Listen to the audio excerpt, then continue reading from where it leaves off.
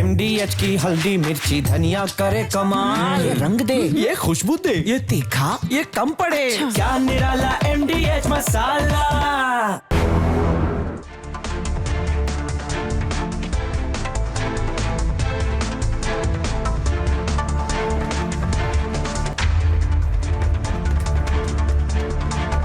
नमस्कार, बहुत स्वागत है आपका। आपके साथ मैं हूं मृदुल शर्मा और आप देख रहे हैं देश का नंबर 1 न्यूज शो ये भारत की बात है।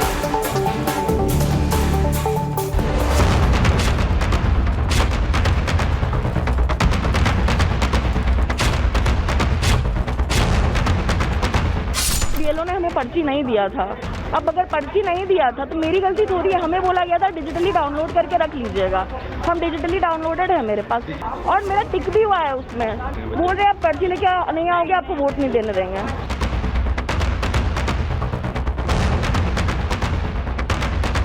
विकास के नाम पर वोट मांग रहे हैं। बिहार की जनता एक अच्छी सरकार नीतीश कुमार के नेतृत्व में और मोदी जी के नेतृत्व में। हम पूरा कॉन्फिडेंट है। हमने मेडिकल कॉलेज दिया है, कोई मजाक थोड़े है। महागठबंधन चुनाव हार रहा है, उसकी आप हताशा बोल लीजिए, उसकी आप निराशा बोल लीजिए। ये चुनाव सही मायने में उनके लिए इस बार पलायन पे रोक लगेगी। दोनों बेटा के शुभकामना है। माँ का आशीर्वाद है। माँ के दोनों बेटा का। तो देखा दर्शकों, आपने पहले फेज का चुनावी संग्राम खत्म हो गया है। आज आपको ABCD बता दूंगा बिहार में क्या हुआ है। और शुरुआत कर रहा हूं मैं बिहार में। आज ट्रेलर दिख गया है कट्टा राज का। दर्शकों, डिप्टी सीएम पर पत्थर और गोबर की बरसात हो गई है। इसके बाद आपको मायने बताऊंगा, लेकिन पहली तस्वीर देखिए जरा। डिप्टी सीएम पर पत्थरबाजी हुई है, गोबर से हमला हो गया। यहां जनता वोट कर रही थी और इधर डिप्टी सीएम पर पत्थर और गोबर की बरसात हो गई।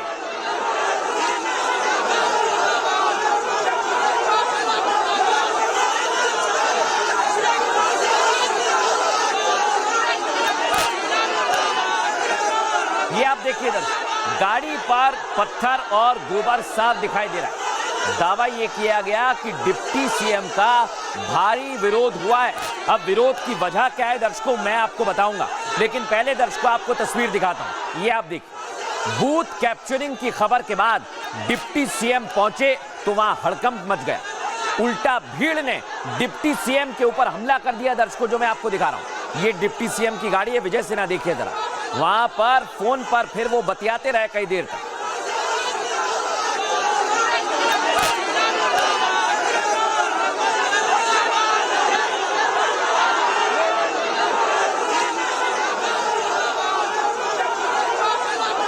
अब देखा दर्शकों आप, कहीं गोबर, कहीं पत्थर और कहीं चप्पल फेंकी गई, लेकिन भारी विरोध कैसा हुआ देखिए जरा। लोग आ गए, नारेबाजी करने लगे, वापस जाओ के नारे भी लगे। सुनिए जरा।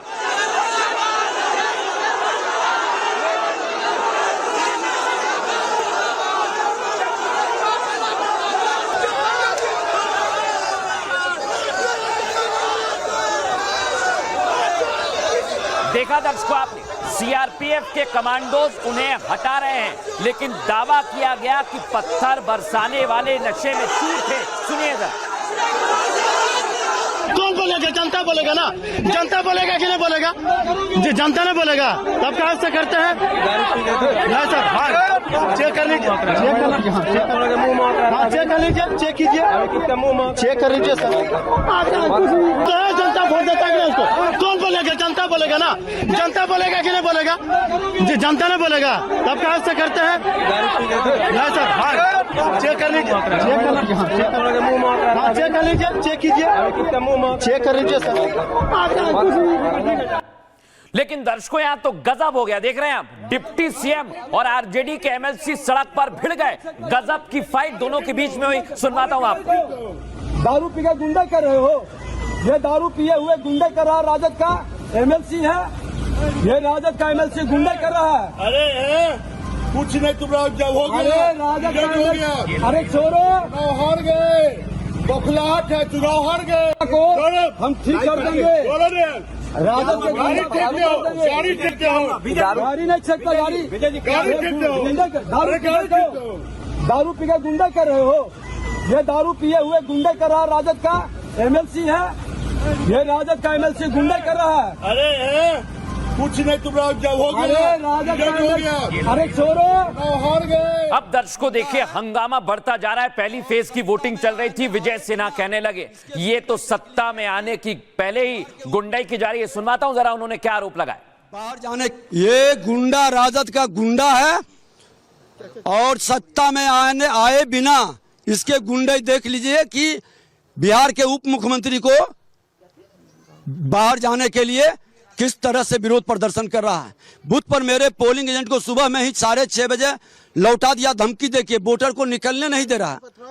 गाड़ी पर पथराव किया है, पूरा देखिए गाड़ी घिनाया, गोबर उबर सब फेंका है। दर्शकों इधर बवाल बड़ा तो फोर्स बुला ली मौके पर और deputy CM Vijay Sinha force के साथ फिर गांव में घुस गए और पहले चरण का चुनाव हंगामे और बवाल की भेंट चढ़ गया।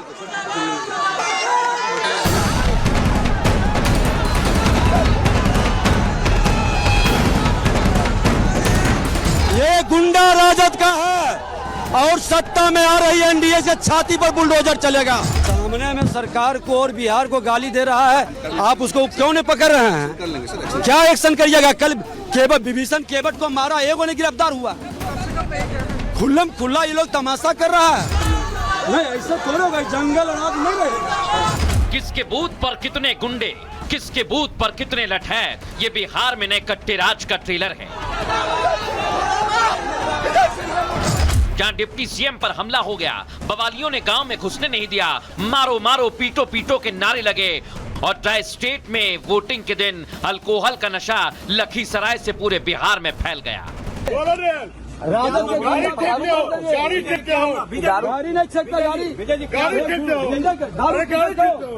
दारू पी के गुंडा कर रहे हो।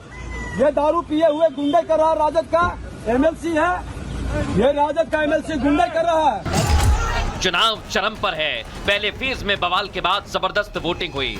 बिहार की जनता ने खुलकर वोट किया, लेकिन इस रिकॉर्ड वोटिंग के मायने क्या हैं, क्या होगा अंजाम, ये तो परिणाम बताएगा। क्योंकि जिस जंगल राज के बाद कट्टा राज का मुद्दा उठा, पहले फेज के बाद दूसरे फेज में एंटर कर चुका है, उसने विरोधियों की धड़कनों को बढ़ा दिया है। दर्शकों आपको मैं पूरा ट्रेलर दिखा चुका हूं, लेकिन आज असल खबर रही वोटिंग परसेंटेज की। तो सबसे पहले आपको अपडेट देता हूं वोटिंग परसेंटेज कैसा रहा। आइए जरा मैं आपको दिखाता हूं वोटिंग परसेंटेज क्या रहा है। इसे मूव करिए। बिहार चुनाव के पहले चरण में 18 जिलों में मतदान किया गया। 121 सीटों पर 64.46% मतदान किया है। जिप को मूव कीजिए।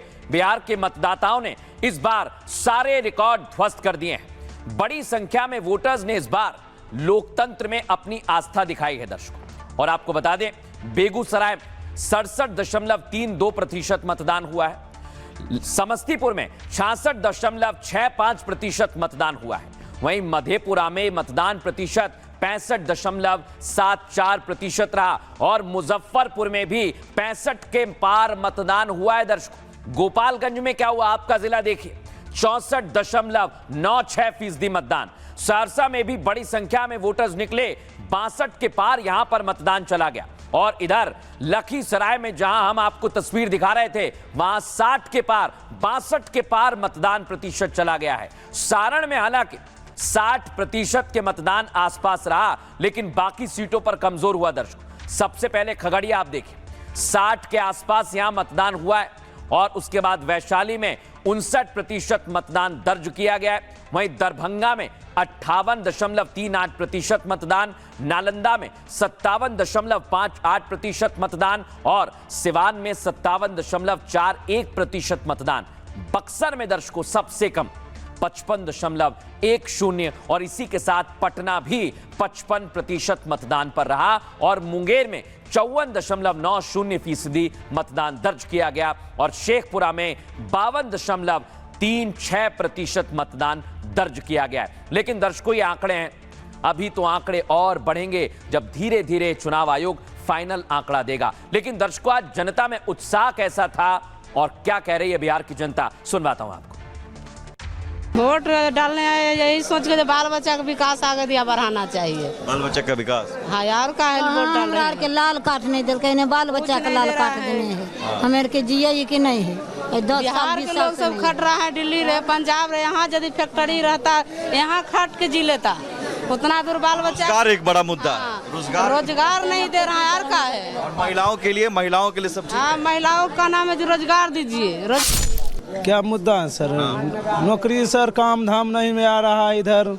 इधर से कुछ काम नहीं है, सीधा खाने कमाता है कि बाहर जाने पड़ता है। क्या करेगा बाहर जाके? मम्मी पापा को छोड़ के किसी अदर स्टेट में जाके पढ़ना पड़ता है। मैं स्पेशली मैं वोट देने के लिए अभी तक रुकी हुई थी कि ताकि मैं ऐसे इनको चुनूं कि। अब दर्शकों, वोटर्स में उत्साह था, लेकिन यहां तो वोटर ने डिप्टी सीएम को घेर लिया, जो मैंने आपको दिखाया। लेकिन खबर यह थी कि बूथ कैप्चर किया जा रहा है दर्शकों, और ये तस्वीर आप देखिए, बूथ कैप्चरिंग का आरोप लगा और जबरदस्त हंगामा हुआ। लेकिन दर्शकों, अब मैं आपको बताता हूं ये क्या कट्टा राज से पहले की तैयारी है, क्योंकि विजय सिन्हा आरोप लगा रहे हैं कि कई लोग नशे में धुत थे और ये आरजेडी के लोग थे।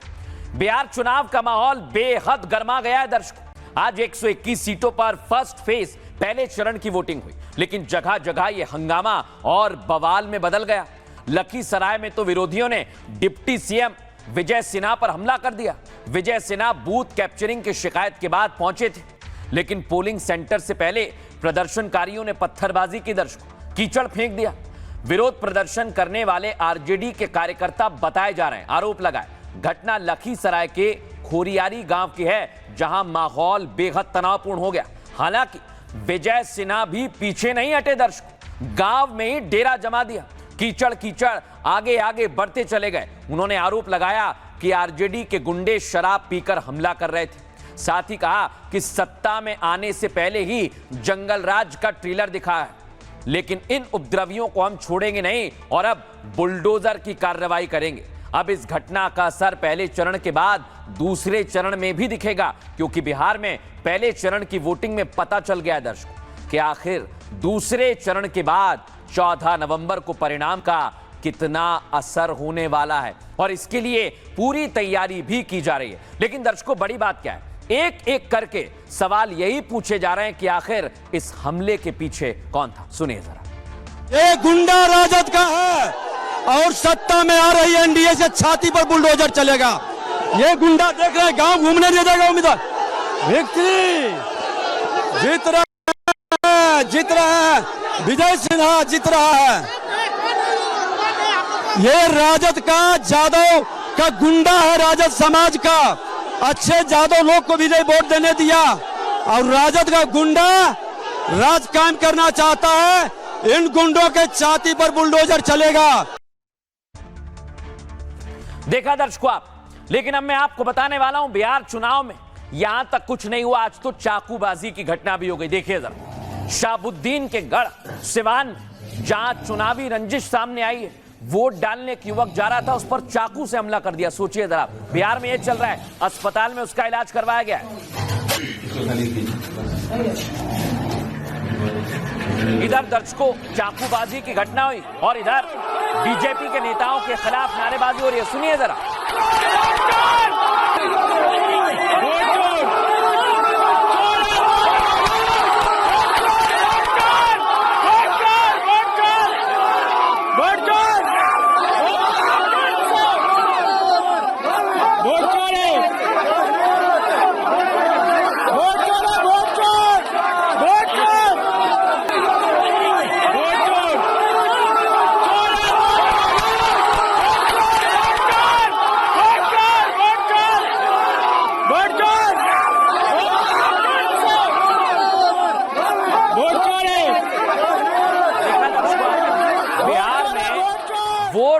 वोट चोर के नारे लगे बीजेपी विधायक के खिलाफ, लेकिन दर्शकों यहां तो गजब हो गया। उल्टा आरजेडी कह रही है कि बीजेपी के नेता हमें धमका रहे हैं। सुनिए जरा क्या आरोप लगा रही है आरजेडी। भाई मिल करके वोटर को मार रहा है, दोनों भाई मिल करके बोल रहा है कि बीजेपी के वोट दो नहीं तो मारेंगे, मर्डर करेंगे। देखिए चक्कू मारा है, इसको बोला है कि जबरदस्ती बीजेपी के वोट दो नहीं तो मारेंगे। देख लीजिए, आइए राजीव है, ऐसे भाई है। दर्शकों मैं आपको तस्वीर दिखा रहा हूं, देख रहे हैं आप। दावा किया जा रहा है कि बिहार में एक तरफ चाकूबाजी हो रही है, दूसरी तरफ आरजेडी पर हमला हो रहा है और इधर गजब का हंगामा हो गया है। भाई वीरेंद्र सिंह खुद मैदान में आ गए और आज उनकी जबरदस्त पुलिस से बहस भी हुई है। हो जाएगा दूसरा बार निकाल लीजिए, दूसरा बार हो जाएगा। तिवारी हो जाएगा दूसरा बार, जान लो आगे बना देते हैं। देखा दर्शकों, आप भाई वीरेंद्र सिंह खुद मैदान में आ गए, लेकिन दर्शकों इधर दावा किया जा रहा है कि हमला इतना जबरदस्त हुआ कि उनकी गाड़ी के शीशे टूट दिए गए। ये सारण की तस्वीर आपको बता रहा हूं, प्रत्याशी पर हमले का आरोप लगा है। लेकिन दर्शकों आज बिहार में कहीं हमला हो रहा है, कहीं कीचड़ फेंका जा रहा है, तो कहीं चाकूबाजी की घटना हुई है। यानी बिहार का चुनाव जबरदस्त हंगामे के बीच चल रहा है। बिहार चुनाव में शांतिपूर्ण मतदान का दावा तो किया गया था, लेकिन कुछ जगह पर हमले और पत्थरबाजी की घटनाएं दर्ज की। खासकर लखीसराय, छपरा, सिवान और दानापुर में वारदातें हुई।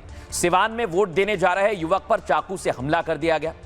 खरसरा का रहने वाला पिंटू सिंह हमले के दौरान गंभीर रूप से घायल हो गया। सारण जिले में भी वोटिंग के दौरान तनावपूर्ण स्थिति सामने आई। सारण के मांझी विधानसभा सीट से प्रत्याशी पर हमला कर दिया गया और इस हमले में गाड़ी के शीशे तोड़ दिए गए। माहौल तनावपूर्ण था, फोर्स तैनात कर दी गई है। वोटिंग के दौरान चुनावी रंजिश का चुनाव आयोग ने संज्ञान लिया है। दर्शकों, लखीसराय की घटना की जांच डीजीपी को सौंप दी गई है और ज्ञानेश कुमार ने कहा इन घटनाओं में तुरंत कार्रवाई की जाए। हालांकि चुनावी रंजिश को बीजेपी जंगल राज से जोड़ रही है और इसको लेकर पूरी तरह से हमलावर दिखे हैं आज खुद प्रधानमंत्री नरेंद्र मोदी और योगी आदित्यनाथ ने हमला बोला है आरजेडी के जंगल राज पर। सुनिए जरा। बिहार में जंगल राज की सरकार 1990 से लेकर 2005 तक 15 साल ये जंगल राज ने बिहार को तबाह कर दिया। सरकार चलाने के नाम पर तब सिर्फ आपको लूटा गया। साथियों, जंगल राज के उन 15 सालों में न बिहार में एक भी आईआईटी आई, ना ही आईआईएम आया, ना ही एक भी नेशनल लॉ यूनिवर्सिटी की स्थापना यहाँ हुई। पूरी एक पीढ़ी का नौजवान देखिए, पूरी एक पीढ़ी का भविष्य आरजेडी के नेता खा गए दोस्तों। आरजेडी के समय तो आपके यहां बिजली नहीं आती थी। आप मुझे बताओ, आज के समय में मोबाइल फोन चार्ज करना होगा तो क्या लालटेन की लाइन में चार्ज करेंगे क्या?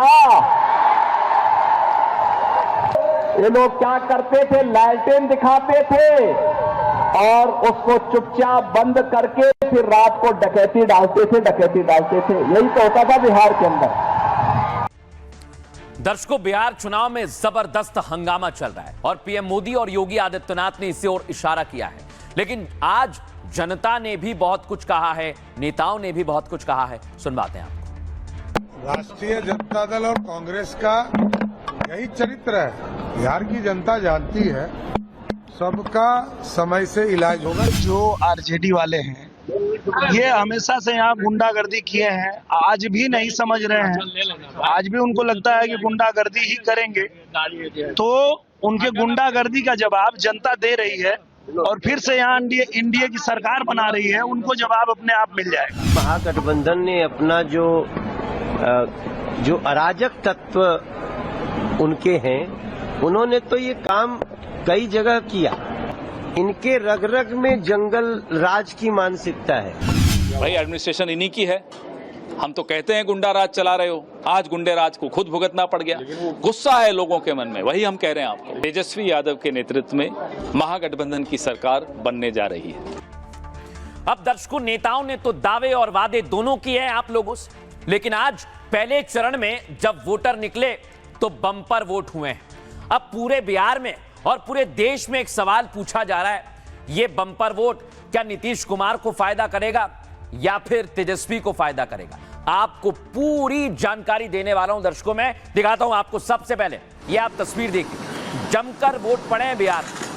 जो लोग बुजुर्ग हैं, उम्र दराज हैं, वो लोग भी वोट करने के लिए पहुंचे। इसका मतलब ये कि बिहार में बढ़ चढ़कर मतदान में जनता ने हिस्सा लिया है। अब दर्शकों, बवाल के बीच आपने लोकतंत्र के रंग देखे, लेकिन आज ये देखिए, एक शख्स भैंस पर पहुंचा वोट डालने के लिए। दिखाई जरा फुल फ्रेम, और महिलाएं उसके साथ फोक गाते हुए आगे बढ़ रही थी।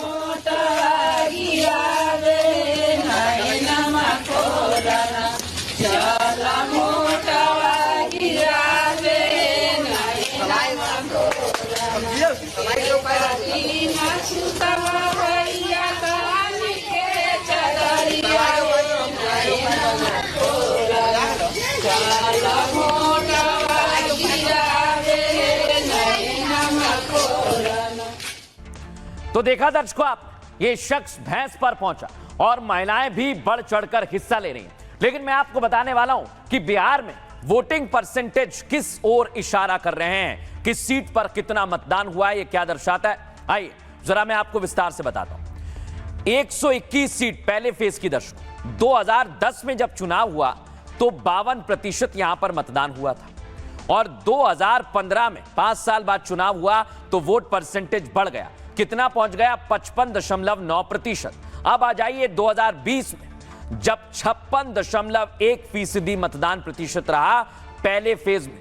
लेकिन आज तो गजब हो गया दर्शकों। आप थोड़ी देर के लिए देखिए, 52, 55, 56 और सीधे 64 के पार। अब यही बड़े बड़े राजनीतिक पंडित कह रहे हैं कि आखिर हुआ क्या, एकाएक इतना वोटिंग परसेंटेज कैसे बढ़ा। इसको लेकर तरह तरह के गणित हैं। लेकिन आइए जरा मैं आपको समझाता हूं कि आखिर यह गणित कहता क्या है। 20 सालों के वोटिंग पैटर्न का आज दर्शकों रिकॉर्ड टूट गया है। आप लोगों ने तोड़ा है। हाई वोटिंग मतलब जनता में जबरदस्त क्रेज है, जो बताता है कि जनता चुनाव में बेहद सक्रिय रहे। लोग रोजगार, विकास, जाति के मुद्दे पर भी सक्रिय रहे। लेकिन यह बढ़ा हुआ वोट असर युवाओं का है और महिलाओं का रहता है दर्शकों। ये दावा करते हैं राजनीतिक पंडित। बिहार में युवाओं की संख्या कितनी है? 7.78 लाख के आसपास, और प्लस महिला 48% है दर्शकों। अब महिलाओं का वोट प्रतिशत बढ़ना सत्ता के प्रति रुझान भी दिखाता है, क्योंकि बिहार में आखिरी बार साल 2000 में 60% से ज्यादा मतदान हुआ था। 60% से ज्यादा वाली इस वोटिंग ने सत्ता को बदल दिया था, और 2000 में पहली बार नीतीश 7 दिन तक सीएम रहे थे। बिहार में जब जब 60 से ऊपर वोटिंग गई है, तब तब देश की सत्ता में बड़े उलटफेर हुए हैं दर्शकों।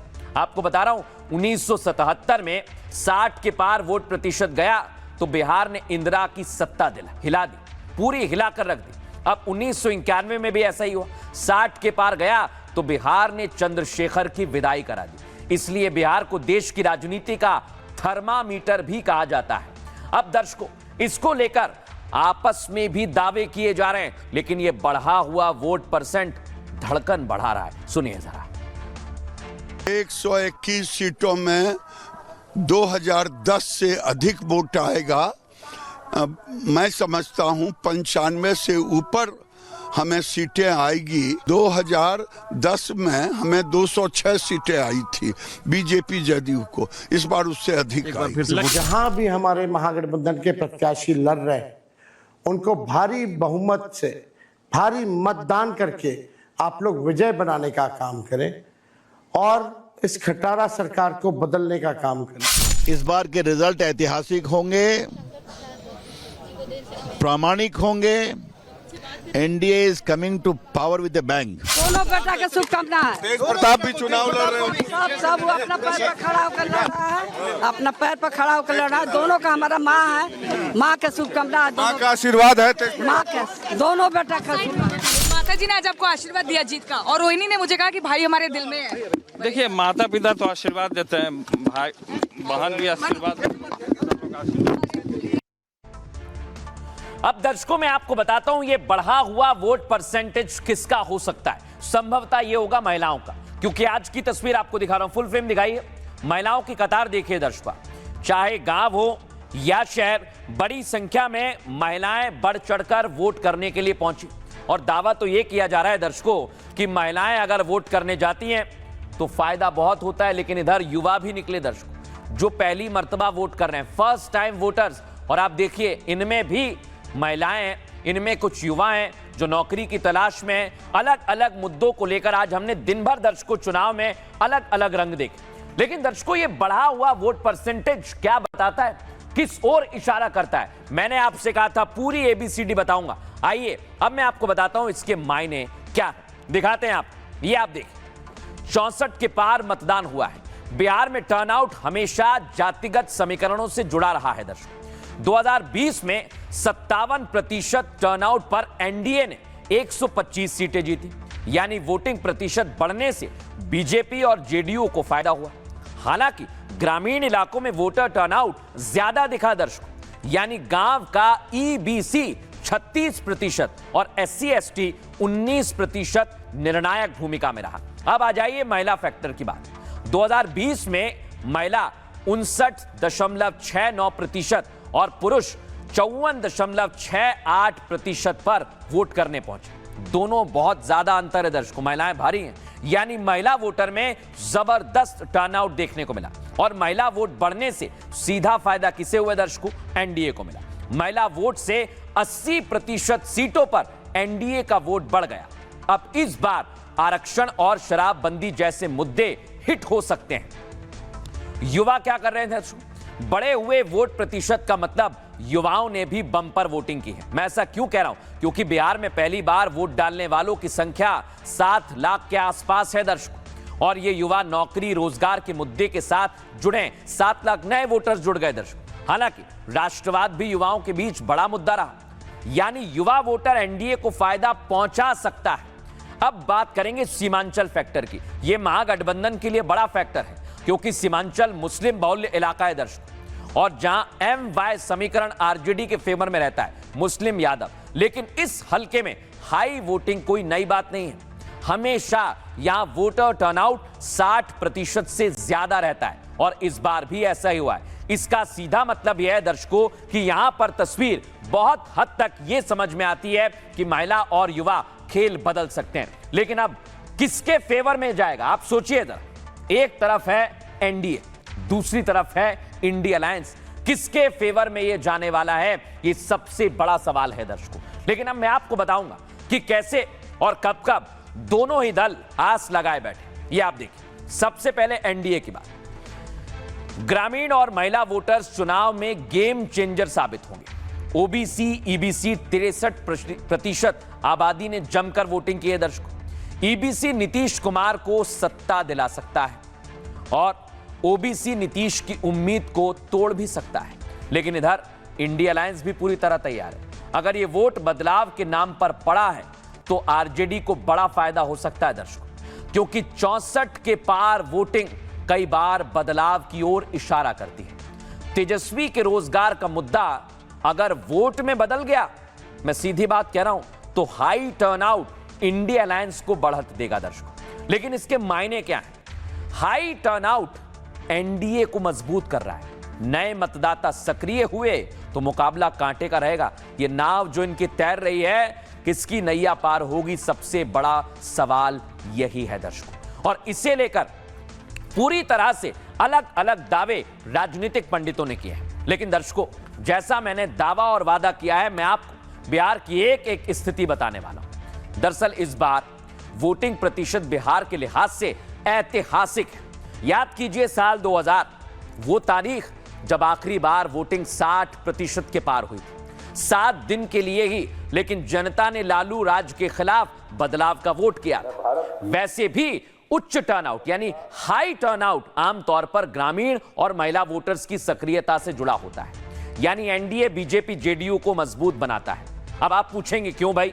क्योंकि महिलाओं को आरक्षण हो या फिर महिलाओं के लिए नीतीश की योजना। 1.5 करोड़ महिलाओं के खाते में नीतीश ने 10-10 हजार रुपए भेजे हैं।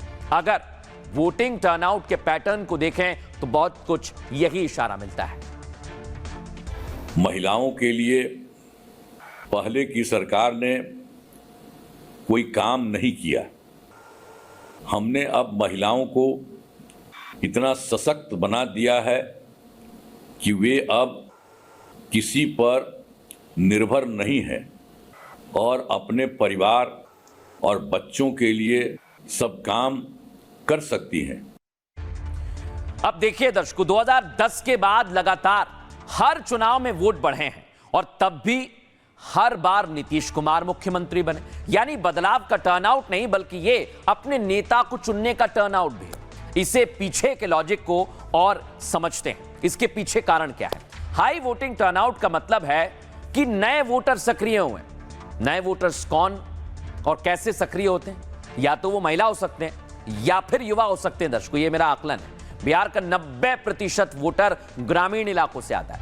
इन वोटर्स के बढ़ने का सीधा इशारा महिला और युवा वोटर्स का लोकतंत्र में शामिल होना है। और मैं आपको बता रहा हूं, सुनिए ध्यान से, एनडीए ने जिस तरह से स्ट्रॉन्ग बूथ लेवल मैनेज किया है, ये उसी की झलक का भी असर हो सकता है। और अगर लॉजिक से आप सहमत हैं या ना हैं, तो अब मैं आपको आंकड़ों से समझाता हूं। चलिए 2020 में मेरे साथ महिला टर्नआउट कितना रहा? 59.69%, 59 के पार। यानी पुरुषों के मुकाबले महिलाओं ने 5% ज्यादा वोट किया था। पुरुष थे 54 पर। नतीजा क्या हुआ दर्शकों? एनडीए को 80% सीटों पर फायदा हुआ। और यह आकलन लग रहा है। हालांकि हाई वोटिंग टर्नआउट कभी कभी एक अलार्म भी होता है, मैं इससे इनकार नहीं करता, खासकर जब किसी दबाव में नए वोटर सक्रिय हुए हों। यानी डर दबाव से टर्नआउट बढ़ा हो तो खेल पलट भी सकता है। लेकिन बिहार के वोटिंग की तस्वीर ग्राउंड पर जो दिख रही है, वो डर है या दबाव, ये आप ही जानते हैं। क्योंकि महिला और युवा वोटर्स का क्रेज तो रहा है। सुनिए जरा। से डबल इंजन की सरकार बिहार में आई है, तब से महिलाओं के क्षेत्र में, युवाओं के क्षेत्र में, किसानों के क्षेत्र में और व्यापारियों के क्षेत्र में जो अमूल चूक परिवर्तन हुए, जो विकास के काम हुए हैं, उसने मतदाताओं में उत्साह पैदा किया है। और यह जो प्रतिशत बढ़े हैं, यह उसका बहुत बड़ा कारण है। नीतीश कुमार जी ने बिहार के हर परिवार को सुरक्षा दिया है, यहाँ शिक्षा व्यवस्था दुरुस्त की है, महिलाओं को राजनीतिक, सामाजिक, आर्थिक रूप से मजबूती दी है। नीतीश है तो निश्चिंत है, मोदी है तो मुमकिन के नारों को बिहार की जनता फिर से मोहर लगा रही है और बता रही है कि वह जंगल राज के लोगों को पुनः बिहार में आने नहीं देंगे। अब दर्शकों, मैं आपको एक और आंकड़ा बताने वाला हूं और ये आप लिख लीजिए कहीं, क्योंकि पुराने आंकड़े हैं और इसकी जरूरत पड़ेगी। क्योंकि जहां जहां वोटिंग परसेंटेज बढ़ता है, वहां वहां बीजेपी को फायदा भी मिला है। ये राजनीतिक पंडित बताते हैं और कुछ आंकड़े आपके सामने रख रहा हूं। सबसे पहले बात हरियाणा की। 2019 में वोटिंग परसेंटेज 68 के आसपास था, लेकिन इधर 67 रहा, बिल्कुल आसपास रहा, बीजेपी को सत्ता मिली। 2019 में 61.44% महाराष्ट्र में रहा, लेकिन यह बढ़ गया 2024 में। दर्शकों, सत्ता किसे मिली? बीजेपी को मिली, यानी बीजेपी अलायंस को मिली। 2020 में दिल्ली में 62% था, लेकिन जब कम हुआ वोटिंग परसेंटेज 60 हो गया, तो भी बीजेपी को सत्ता मिली। अब आप आकलन करिए, गुजरात में 69 था 2017 में, 2022 में यह कम हो गया। बड़े बड़े राजनीतिक पंडित आए, लेकिन वहां पर भी बीजेपी की जीत हुई। मध्य प्रदेश में 75 था 2018 में, सरकार चली गई थी, वापस सत्ता में आ गए, लेकिन 2023 में 76% गया, तो लगा कि इस बार सरकार जाएगी, लेकिन नहीं, शिवराज सिंह की वापसी हो गई। राजस्थान में 74 रहा और अदला बदली का खेल चल रहा है।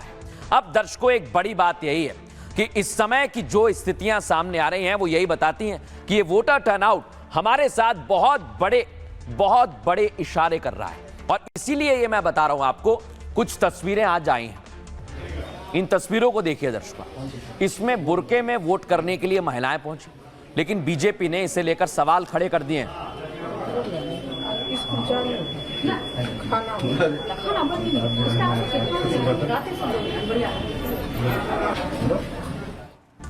अब दर्शकों, बीजेपी ने सवाल खड़े किए थे कि बुर्के में जो भी आ रहा है उसकी जांच होनी चाहिए, लेकिन क्या यह बढ़ा हुआ वोट परसेंटेज बुर्के में पहुंची महिलाओं का है?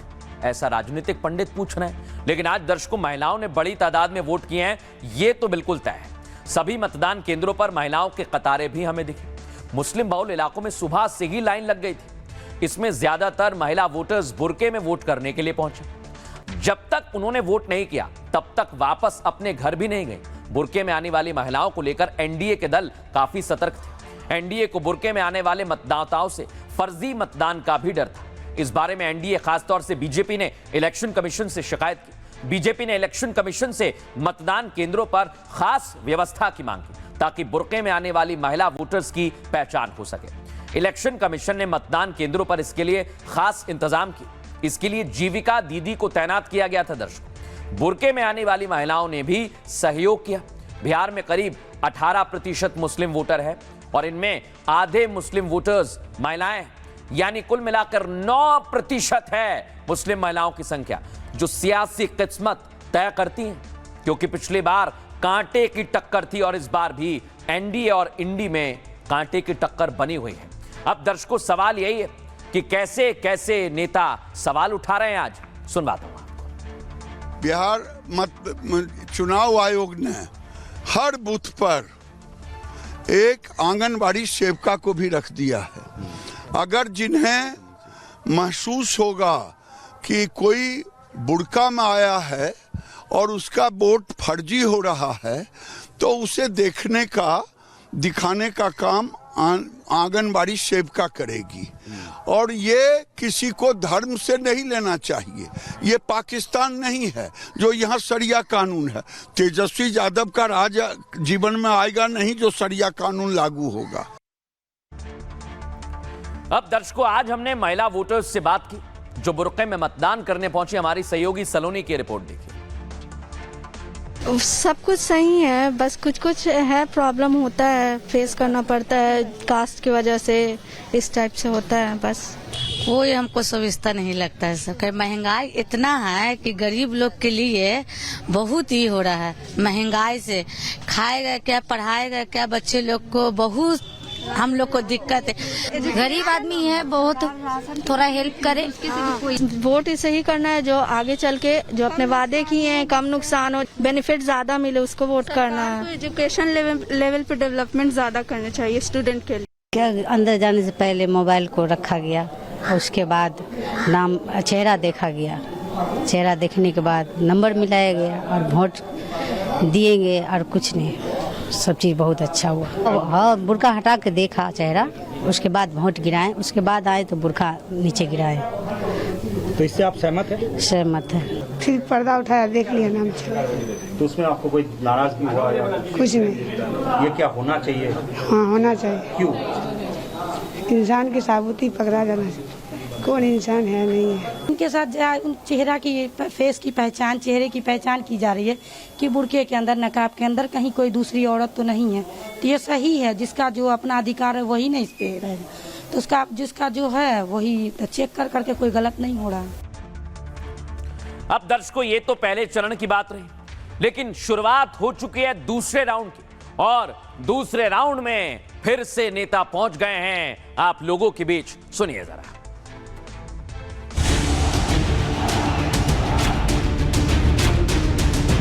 जब बिहार की हर सीट पर एनडीए का उम्मीदवार जीतेगा, आपका वोट मोदी को मिलेगा, आपका वोट नीतीश जी को मिलेगा। कांग्रेस और आरजेडी को अवसर नहीं मिलने वाला है। आज बिहार के अंदर पहले चरण के चुनाव ने साबित कर दिया है। कट्टा लहराने वाली सरकार चाहिए या पाकिस्तान पर गोला बरसाने वाली सरकार चाहिए? सोनिया लालू नहीं दे सकते हैं, वो सरकार केवल और केवल नरेंद्र मोदी और नीतीश कुमार ही दे सकते हैं। नीतीश कुमार। गठबंधन, महागठबंधन की सरकार किसी एक जात की सरकार नहीं होगी, किसी एक धर्म की सरकार नहीं होगी, सबकी होगी, किसान की होगी, मजदूर की होगी, अंबानी अदानी की नहीं होगी। नरेंद्र मोदी जी, अमित शाह जी, मैं चुनौती देती हूं उनको, निष्पक्ष चुनाव कराएं, देखते हैं कौन जीतता है। सच्चाई ये है, डरपोक के सारे आपसे डरते हैं। देखा दर्शकों आपने, राउंड 2 शुरू हो चुका है। देखिए राउंड 2 में पहुंच गए पीएम मोदी।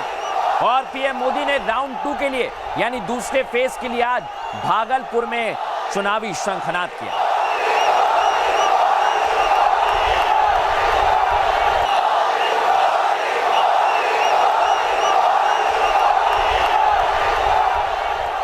अब दर्शकों, योगी आदित्यनाथ भी उतर गए सेकंड राउंड के लिए, यानी पहला फेज खत्म नहीं हुआ और तैयारी होने लगी है दूसरे राउंड की। और तब कांग्रेस कहती थी राम तो है ही नहीं, बिहार का नौजवान, बिहार का अन्नदाता किसान झोंक करके एनडीए को वोट दिए जा रहा है।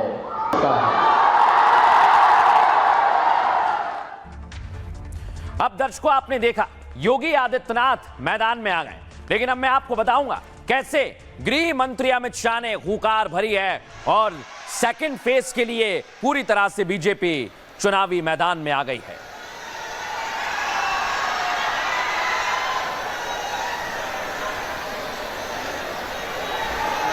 आइए जरा मैं आपको बताता हूं कि कैसे चुनावी दौर में दूसरा चरण शुरू हो गया। कौन कौन सी सीटें देख लीजिए दर्शकों। पश्चिमी चंपारण दूसरे फेज में आएगी, पूर्वी चंपारण भी दूसरे फेज में आने वाली है और शिवहर दूसरे फेज में आएगी।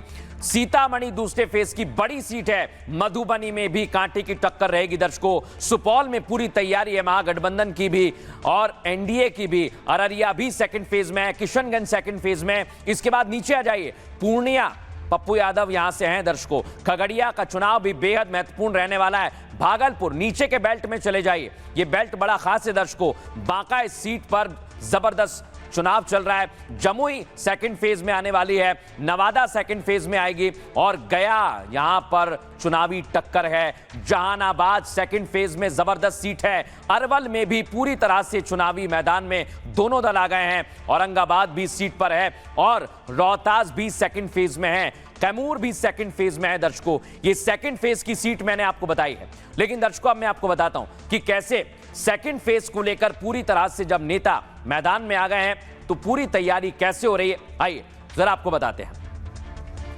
बिहार में फिर एनडीए की सरकार बनेगी, आज प्रधानमंत्री नरेंद्र मोदी ने कहा और कहा सोशल मीडिया पर शानदार तस्वीर आ रही है। 2014 में डबल इंजन की सरकार के बाद विकास में तेजी आई थी। पटना में आईआईटी, बोधगया में आईआईएम, पटना में एम्स खुला था, दरभंगा एम्स का काम चल रहा है। पीएम ने कहा भागलपुर में आईआईटी है, ट्रिपल आईटी है और बिहार में 4 सेंट्रल यूनिवर्सिटीज भी हैं। एनडीए सरकार में गंगा पर 4 बड़े पुल का निर्माण हुआ और आरजेडी बिहार की पूरी एक नई पीढ़ी का भविष्य का गई। जहां कट्टा क्रूरता का राज हो वहां कानून दम तोड़ता है, जहां करप्शन हो वहां सामाजिक न्याय नहीं मिलता। आरजेडी वालों को फा से फरौती, रा से रंगदारी और पा से परिवारवाद, घा से घोटाला सिखाया जाता है। अब इधर जवाब दिया लालू यादव ने, तवा से रोटी पलटती रहनी चाहिए, नहीं पलटने पर जलने का खतरा रहता है। प्रदेश में 20 साल की सरकार बहुत हो गया, अब तेजस्वी यादव सरकार अति आवश्यक है। राहुल गांधी ने कहा वो जहां भी चुनाव लड़ते हैं वोट चोरी करते हैं। बीजेपी से कहा मोदी, शाह और इलेक्शन कमीशन को वोट चोरी नहीं करने देना है। एमजीबी सरकार, महागठबंधन की सरकार गरीबों दलितों की होगी और अडानी अंबानी की नहीं। अमित शाह ने जवाब दिया, बाबर ने राम मंदिर तोड़ा, कांग्रेस ने अटकाया राम मंदिर को, सपा ने अटकाया, लालू जी ने अटकाया, सपा बसपा राहुल सभी ने राम मंदिर का विरोध किया। आज रामलला का भव्य मंदिर आसमान की ऊंचाइयों को छू रहा है। राहुल बाबा ने सेना में धर्म और जाति के नाम पर बांटा। कांग्रेस के शासनकाल में आतंकी बिरयानी खाते थे, घुसपैठिए हमारी नौकरी छीनते थे, उन्हें निकालना होगा। तेजस्वी ने कहा बेकार की बातों पर ध्यान ना दें, सिर्फ सरकारी नौकरी और रोजगार बदलाव देखें। फैक्ट्रियां और बिहार में तेज प्रगति के लिए तेजस्वी को वोट करें। जो मुद्दे आपके परिवार को परेशान करते हैं वो असली मुद्दे हैं। किसी भी प्रलोभन, लालच, बहकावे या लालच में ना आए। बिहार देश का सबसे पिछड़ा राज्य बन गया है और इतना ही नहीं, एक के बाद एक हमले शुरू किए गए। सुनवाता हूं आपको।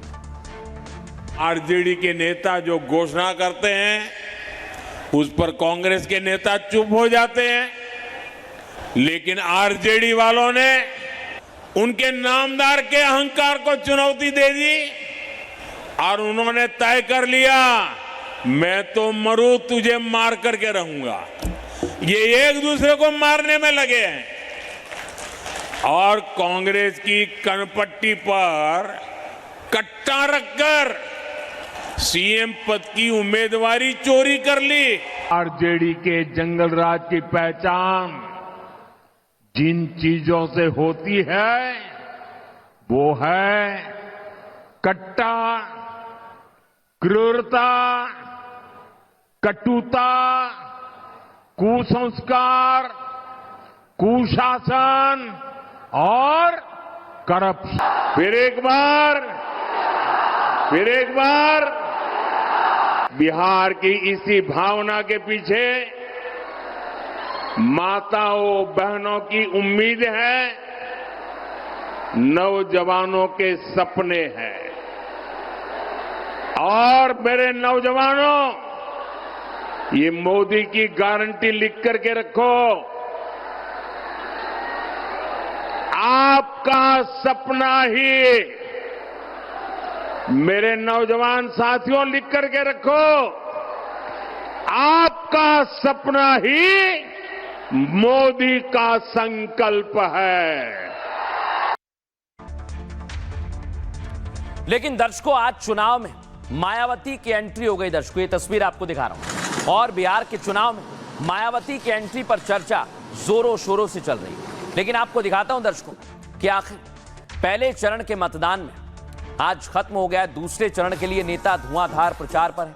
इसी सिलसिले में मुकेश सैनी बगहा पहुंचे, लेकिन वहां उनका हेलीकॉप्टर लैंड नहीं हो पाया। खबर है कि सुरक्षा कारणों के चलते प्रशासन ने लैंडिंग नहीं होने दी, जिसके बाद मुकेश सैनी ने फोन के जरिए सभा को संबोधित किया। कैराना की सांसद इकरा हसन भी आज मुश्किलों में थी। दर्शक, उन्होंने आज मुश्किलों का सामना किया। जोकियाट के उदाहट हाई स्कूल मैदान पर उनकी जनसभा रद्द करनी पड़ी।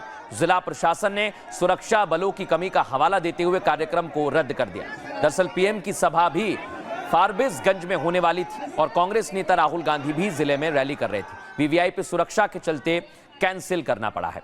इस बीच आज मायावती बिहार में दस्तक देती हैं। दर्शक, मायावती ने कैमूर के भभुआ में आज बड़ी सभा की। उन्होंने महागठबंधन समेत बीजेपी को भी टारगेट पर लिया, लेकिन उनका सबसे ज्यादा निशाना महागठबंधन पर रहा। उन्होंने कहा, दलित वोटों के साथ देश में हमेशा खेल होता है। जातिवाद सियासत और दलितों का नुकसान हुआ है। इस सियासत से, जातीय गोलबंदी से दलित का विकास बाधित हुआ।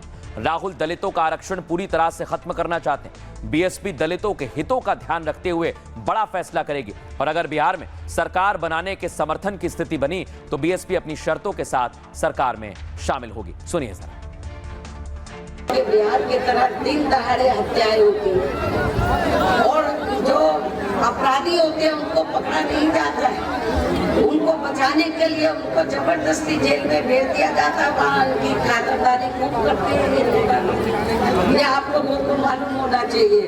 लेकिन जब यूपी में हमारी, अब दर्शकों खबरों में आगे बढ़ेंगे। एक और बड़ी खबर आज आपको बता रहा हूं। अंबानी के घर पर ईडी का बड़ा एक्शन हुआ है। दर्शकों, अनिल अंबानी के घर पर जबरदस्त एक्शन हुआ है। तस्वीर आपको दिखाता हूं। अडानी ग्रुप पर बड़ा एक्शन हुआ है। मुश्किल में अंबानी फंस गए हैं और ईडी का एक्शन यहां पर देखने को मिल रहा है। देश भर में कई जगह है जहां पर ईडी की टीम ने बड़ी कार्रवाई की है। अब मैं आपको बताता हूं, 7,500 करोड़ की प्रॉपर्टी जब्त कर ली है। ये प्रॉपर्टी अलग अलग जगह पर है, अलग अलग इलाकों में है। लेकिन दर्शकों, मैं आपको बताता हूं, अंबानी ग्रुप पर ईडी ने बड़ा एक्शन लिया है, कड़ा एक्शन लिया है और इसको लेकर देश भर में चर्चा की जा रही है। लेकिन आइए जरा मैं आपको बताता हूं कैसे ईडी ने आज एक्शन लिया है। अनिल अंबानी के रिलायंस ग्रुप पर ईडी का एक्शन आज देखने को मिला। अब तक 7,500 करोड़ की संपत्ति कुर्क की जा चुकी है। ईडी ने अनिल अंबानी को समन भेजा। दर्शकों, 14 नवंबर को ईडी अनिल अंबानी से पूछताछ करेगी। यह दूसरी बार है जब ईडी ने अनिल अंबानी को समन भेजा है। आपको बताएं, 5 अगस्त 2025 को ईडी ने अनिल अंबानी से पूछताछ की थी। लोन फ्रॉड केस को लेकर ईडी ऑफिस बुलाया गया था। 31 अक्टूबर को अनिल अंबानी ग्रुप के खिलाफ कुर्की का आदेश दिया गया था। ईडी ने 40 से ज्यादा प्रॉपर्टी जब्त की है। जब्त संपत्ति करीब 7,500 करोड़ रुपए की है। मनी लॉन्ड्रिंग के मामले में एक्शन भी लिया गया है। मुंबई के बांद्रा पाली हिल वाला घर भी अटैच कर लिया गया है। दिल्ली का रिलायंस सेंटर भी इसमें शामिल है। दिल्ली, नोएडा, गाजियाबाद, मुंबई, पुणे, ठाणे, हैदराबाद, चेन्नई, कांचीपुरम और ईस्ट गोदावरी की जमीन, ऑफिस और फ्लैट को अटैच किया गया है। यह बहुत बड़ी कार्रवाई है दर्शकों। अब मैं आपको बताता हूं दर्शकों, लगातार अंबानी ग्रुप पर कार्रवाई की जा रही है। इसको लेकर अलग अलग तरह के सवाल भी पूछे जा रहे हैं। लेकिन दर्शकों, खबर आपको बताऊं मैं आखिर हुआ क्या है। कॉर्पोरेट लोन को अपनी ही ग्रुप कंपनियों को ट्रांसफर कर दिया, यह आरोप लगा अनिल अंबानी पर। कई लोन बिना सही डॉक्यूमेंट्स के एक ही दिन में मंजूर हो गए। सोचिए जरा, कुछ मामलों में पैसा लोन सैंक्शन होने से पहले ही मिल गया। यह हो रहा था, कई उधारकर्ता कमजोर वित्तीय स्थिति वाले थे और लोन का इस्तेमाल बताए गए मकसद के लिए नहीं किया गया। अब ईडी क्या दावा कर रही है कि यह सब प्लानिंग के साथ किया गया है और बड़े पैमाने पर फंड का डायवर्जन किया गया है। ईडी की कार्रवाई पर अनिल अंबानी ग्रुप ने एक बयान भी जारी किया, कहा कि इससे ग्रुप के बिजनेस पर कोई असर नहीं पड़ा है। ईडी द्वारा कुर्क की गई संपत्ति ज्यादातर रिलायंस कम्युनिकेशन की है, जो 6 साल से कॉर्पोरेट दिवाला समाधान प्रक्रिया से गुजर रही है। रिलायंस पावर, रिलायंस इंफ्रा की परफॉर्मेंस पर कोई प्रभाव नहीं पड़ेगा, यह अंबानी ग्रुप की तरफ से कहा गया है। बहरहाल दर्शकों, खबरों में आगे बढ़ेंगे और आज एक और बड़ी खबर हमारे पास है। आइए जरा आपको दिखाते हैं। पाकिस्तान तालिबान लगातार बातचीत कर रहे हैं, लेकिन दावा यह किया जा रहा है कि इन बातचीत का असर नहीं पड़ रहा है। आइए आपको तस्वीर दिखाता हूं। कंधार प्रांत में पाक की सीमा पर तालिबानी फाइटर जेट, फुल फ्रेम दिखाइए इस तस्वीर को। यह आप देखिए दर्शकों तस्वीर।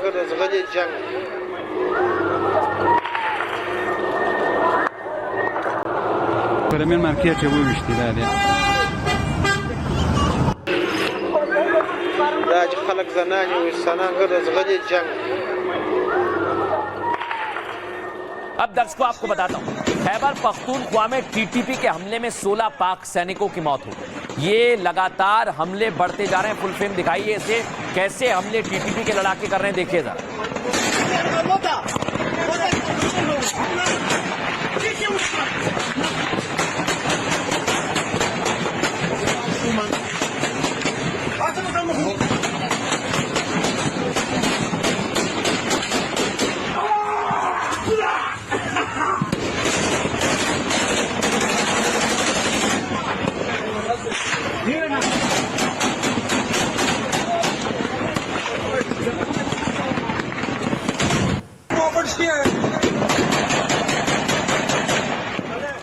अब दर्शकों, 2021 अफगानिस्तान पर तालिबान ने पूरी तरह से जो कब्जा किया था, देख रहे हैं आप।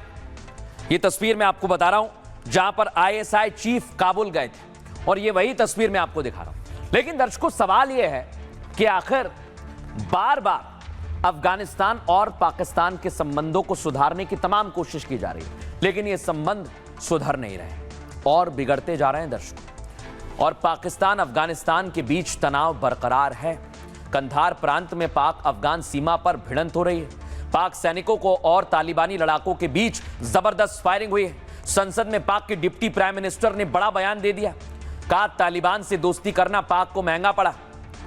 डार ने इसके लिए पूर्व पीएम इमरान खान को जिम्मेदार बताया था। और जो तस्वीर मैंने आपको दिखाई, अगस्त 2021 में तालिबान ने पूरे अफगानिस्तान पर कब्जा कर लिया था। पाकिस्तान ने तब तालिबान की तरफ दोस्ती का हाथ बढ़ाया था। तत्कालीन आईएसआई चीफ फैज हामिद काबुल दौरे पर गए थे।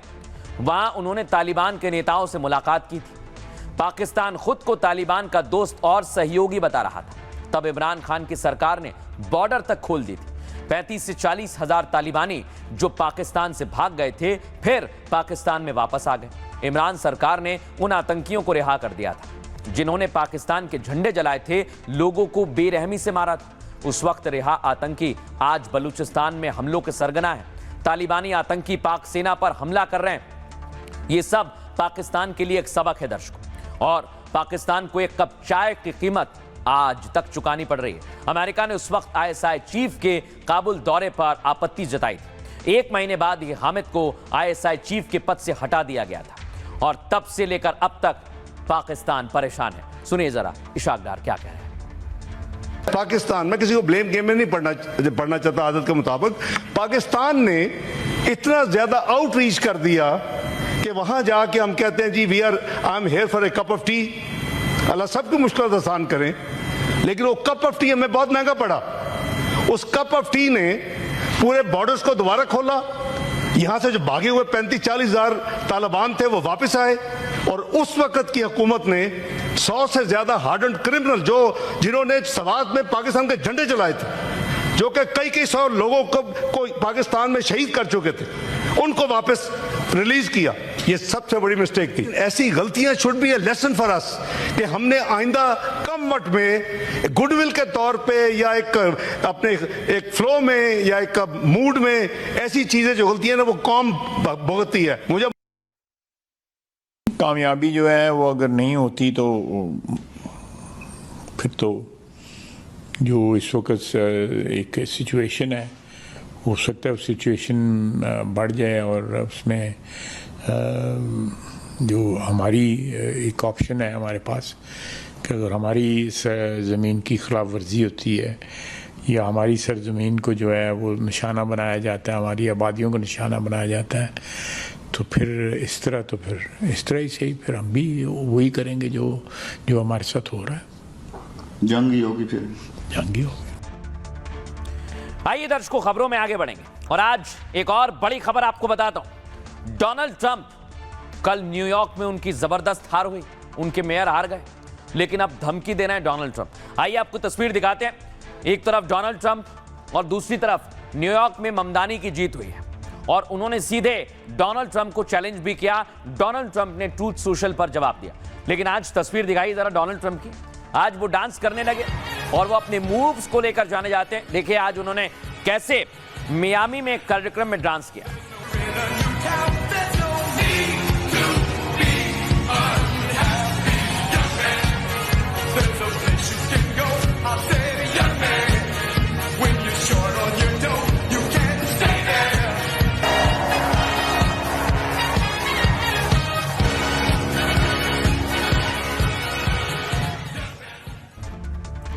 तो देखा, डोनाल्ड ट्रंप डांस कर रहे हैं, लेकिन डांस के साथ साथ वो धमकी भी दे रहे हैं। किसे धमकी दे रहे हैं, आइए जरा आपको बताते हैं। एक तरफ है ममदानी। अमेरिकी राष्ट्रपति डोनाल्ड ट्रंप ने न्यूयॉर्क के मेयर को धमकी दी है। दर्शकों, जोहरान ममदानी न्यूयॉर्क शहर के नए मेयर चुने गए हैं। ट्रंप ने कहा ममदानी को सरकार का सम्मान करना होगा, वरना जोहरान ममदानी सफल नहीं हो पाएंगे। ट्रंप ने ममदानी का मजाक भी उड़ाया। दर्शकों, कहा कि वो मंडानी या जो भी उसका नाम है न्यूयॉर्क वाला सोचता है मर्दों का महिलाओं के खेलों में खेलना बहुत अच्छा है। ट्रंप का यह बयान ममदानी के ट्रांसजेंडर अधिकारों पर तंज है। ममदानी ट्रांसजेंडर के अधिकारों का समर्थन करते हैं, यानी अगर कोई व्यक्ति जन्म से पुरुष है लेकिन खुद को महिला मानता है तो वो ट्रांसजेंडर वुमेन है, तो उसे महिलाओं के खेल में भाग लेने की अनुमति होनी चाहिए। ट्रंप ने ममदानी को कम्युनिस्ट करार दिया। उन्होंने कहा न्यूयॉर्क का रिजल्ट दिखाता है अमेरिका को कम्युनिज्म और कॉमन सेंस के बीच चुनाव करना है। जोहरान ममदानी ने भी जीत के बाद डोनाल्ड ट्रंप पर तंज कसा। कहा कि वो अपनी पहली सियासी परीक्षा में फेल हो गए हैं। हमारी जीत दिखाती है लोगों ने बदलाव के लिए वोट किया है। हमने जो वादा किया उसे पूरा करना हमारा जनादेश है। और इसको लेकर डोनाल्ड ट्रंप ने क्या कहा, सुनिए जरा।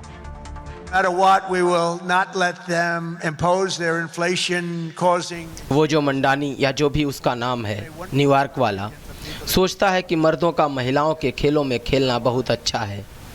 न्यूयॉर्क का रिजल्ट दिखाता है कि अब अमेरिकियों के सामने कम्युनिज्म और कॉमन सेंस के बीच चुनाव करना है। अगर आप देखना चाहते हैं कि संसद में बैठे डेमोक्रेट्स अमेरिका के साथ क्या करना चाहते हैं, तो बस न्यूयॉर्क के चुनाव नतीजे को देख लीजिए, जहां उनकी पार्टी ने देश के सबसे बड़े शहर में एक कम्युनिस्ट को मेयर बना दिया।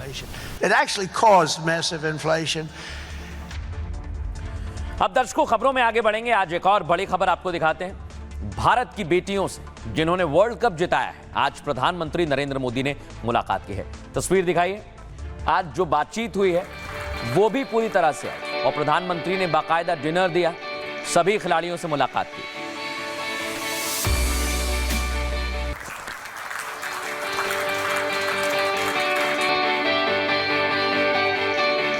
और आज दर्शकों, पसंदीदा व्यंजन प्रधानमंत्री ने खुद परोसे भारतीय खिलाड़ियों को। प्रधानमंत्री ने बताया किसको क्या पसंद है और उनके लिए पूरे इंतजाम किए गए। और दीप्ति के लिए ये पनीर है ना, भिंडी के साथ नहीं है।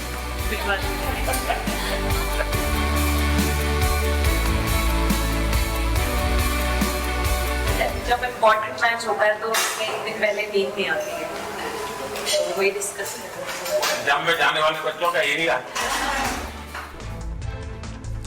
लेकिन दर्शकों, आज प्रधानमंत्री नरेंद्र मोदी और भारतीय महिला क्रिकेटर्स के बीच में कई मुद्दों पर बात हुई। महिला क्रिकेट वर्ल्ड कप जीतने के बाद महिला खिलाड़ियों ने बुधवार को प्रधानमंत्री नरेंद्र मोदी से मुलाकात की। नरेंद्र मोदी ने 7 कल्याण मार्ग पर भारतीय महिला क्रिकेट टीम का स्वागत किया।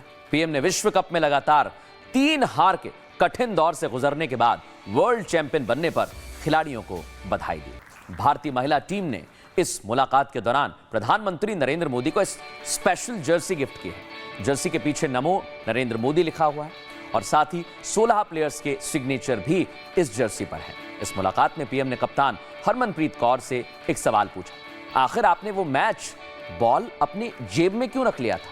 क्या कारण है? कुछ सोचकर या फिर किसी ने बताया था? सुनिए प्रधानमंत्री के सवाल पर हरमनप्रीत ने क्या कहा। सर, मुझे पहली बार आपका एक कैच ही तो सब ज्यादा फेमस हो गया है। इतने सर मैंने काफी ब्लाइंडर भी पकड़े पर इतना फेमस कोई कैच नहीं हुआ और पहली बार ऐसे फंबल करने पे अच्छा लग रहा था। आपने एक कैच लिया तब तो एक वक्त वो टर्निंग पॉइंट बन गया। जी सर। तो उसके बाद यानी आपको कैच करने तक तो ठीक है, एक बॉल दिखता होगा, ठीक, उसके बाद आपको ट्रॉफी दिखने लगी होगी। सर, मुझे वो कैच में ट्रॉफी दिख रही थी। उसके बाद मेरे ऊपर इतने लोग थे, मुझे सांस नहीं आ रही थी, मुझे पता भी नहीं कितने लोग थे मेरे ऊपर। तो ये आखिरी कैच पर प्रधानमंत्री नरेंद्र मोदी ने जो बात की है वो हमने आपको सुनवाई। और इधर वर्ल्ड कप में डीएसपी की चर्चा बहुत हो रही है। प्रधानमंत्री ने भी पूछा, डीएसपी कहां है? कप की players of the tournament, world cup की प्लेयर ऑफ द टूर्नामेंट रही हैं दीप्ति शर्मा। और प्रधानमंत्री ने डीएसपी शब्द का इस्तेमाल किया क्योंकि वो पुलिस में डीएसपी के पद पर तैनात है। दीप्ति ने याद किया कैसे पीएम ने उनसे 2017 में कहा था कि मेहनत करना मत छोड़ना। दीप्ति ने आगे कहा, मैं आपके भाषण को सुनती रहती हूं, सुनवाते हैं आप। आज आप लोगों ने क्या किया? आपको सबको सूचना देती रही होगी। हाँ, कंट्रोल करती है सबको। नहीं सर, मतलब वेट था आपसे मिलने का और बस एंजॉय करा और इस चीज़ का वेट था कि आपसे मिलेंगे। बट मेरे को याद है आपने 2017 में मेरे को बोला था कि वही एक प्लेयर है जो उठ के चलना सीखे, उठ के अपने फेलियर से बाहर निकले, बस लगे रहो, मेहनत करते रहो, मेहनत करना मत छोड़ो। तो आपका वो एक वर्ड मुझे मतलब हमेशा मोटिवेट करता है और मैं आपकी स्पीच सुनती रहती हूँ। मतलब जब भी ऐसे टाइम मिलता है तो आप बहुत कूल एंड काम रहते हैं अपने उसमें, जो क्योंकि काफ़ी लोग बहुत कुछ बोलते हैं लेकिन उसमें भी आप इतना कामली चीज़ें हैंडल करते हैं, तो वो मुझे। अब आगे बढ़ेंगे, बात करेंगे आज के सूत्र की। और आज का सूत्र किसान भाइयों को सुनना चाहिए। भारत में हरित क्रांति के जनक भारत रत्न एम स्वामीनाथन ने जिंदगी को लेकर कई अहम सूत्र दिए हैं। आपको बताएं, जनता की भलाई की अगर जिद हो और बदलाव का जुनून हो तो कोई भी काम नामुमकिन नहीं हो सकता। बहुत सी मुश्किलें आए लेकिन अपने मकसद पर आपको अटल रहना है। कामयाबी और लक्ष्य आपको जरूर मिलेगा और इसलिए उन्होंने कहा है कि आपको अटल रहना है। अपना ख्याल रखिए। नमस्कार। अब आया असली स्वाद। अब आया स्वाद। जब स्वाद के पड़े हो लाले तो MDH का चंकी चाट मसाला डालें। MDH का चंकी चाट मसाला। MDH